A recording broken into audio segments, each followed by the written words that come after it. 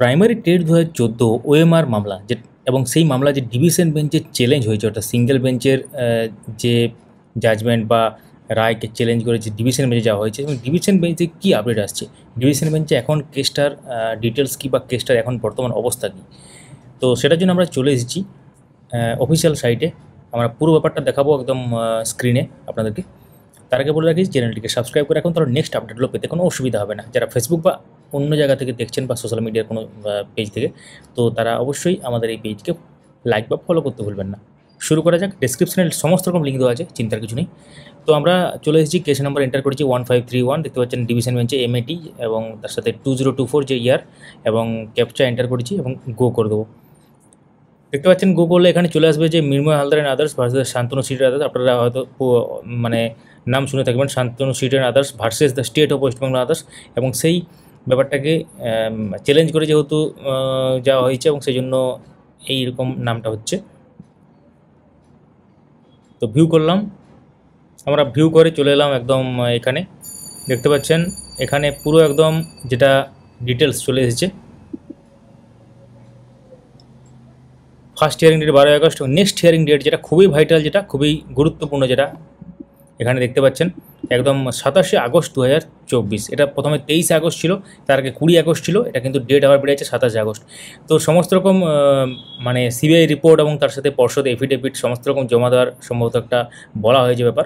তো সেগুলো হওয়ার পর এই মানে কেসটা শুনানি হবে, এবং আপনারা ধরতে পারেন 27 আগস্ট না হলেও অন্য ডেট পড়বে, কিন্তু খুব দেরি হবে না।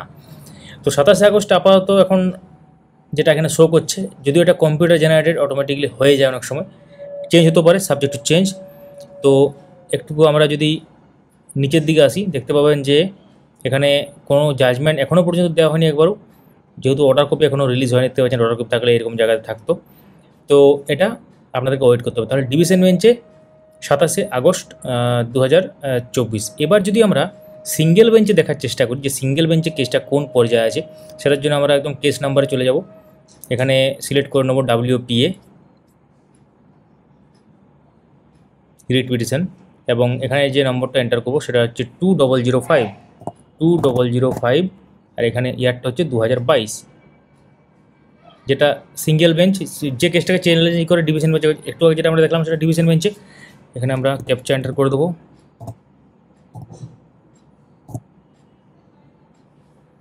তো তারপর এখানে নিচে দেখুন চলে আসবে Shantanu Sit others versus the state of West Bengal others. আমরা ভিউ করবো জাস্ট।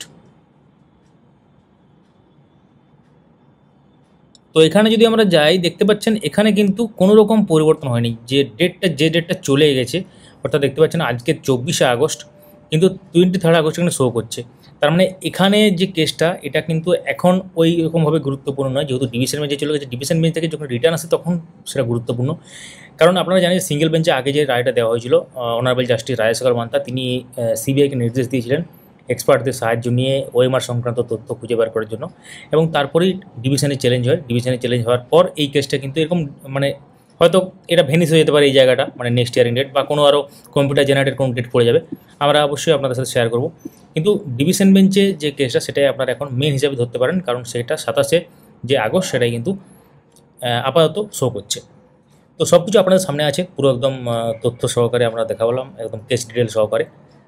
কমেন্টে জানাবেন যে আপনারা এই কেসটার জন্য ওয়েট করে আছেন কিনা, তার সাথে বাকি আরও যদি কোনো ইনফরমেশান চান কমেন্ট করুন, আমরা প্রত্যেকটি কমেন্টের যথাযথ উত্তর দেবো। Thank you so much for watching. আমাদের চ্যানেলে গুরুত্বপূর্ণ ভিডিওগুলো আসবে, যাতে না মিস হয়ে যায়, সঙ্গে থাকবেন, চ্যানেলটিকে সাবস্ক্রাইব করে।